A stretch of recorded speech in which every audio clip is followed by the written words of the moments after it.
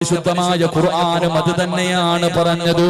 വീട്ടിൽ കിടന്നു മരിച്ചാലും, റോഡിൽ കിടന്നു മരിച്ചാലും, കടലിൽ കിടന്നു മരിച്ചാലും, ഐസുവിനകത്ത് കിടന്നു മരിച്ചാലും, വഅദിന്റെ മജ്‌ലിസിൽ വെച്ച് മരിച്ചാലും, അല്ലാഹുവിന്റെ പള്ളിക്കകത്ത് കിടന്നു മരിച്ചാലും എങ്ങനെ മരിക്കണമെന്നറിയുമോ?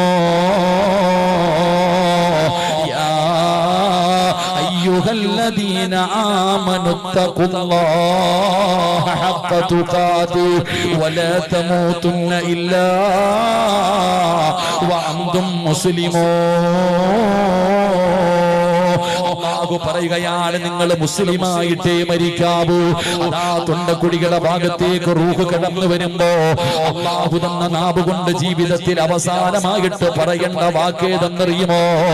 ലാ ഇലാഹ ഇല്ലല്ലാഹ്